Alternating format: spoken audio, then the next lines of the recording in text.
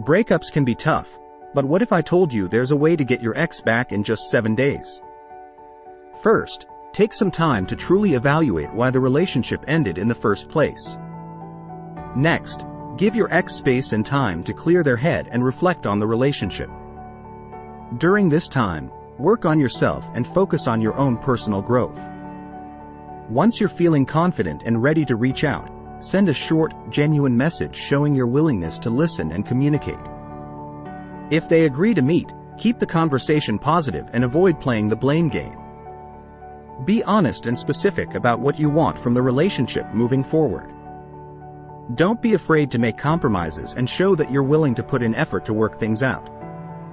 Remember to take things slow and not rush into anything too quickly. If things don't work out, know that it's okay and there are other opportunities for love and growth. Whether or not you get your ex back, remember to prioritize your own happiness and growth. For more information, check the link in the description.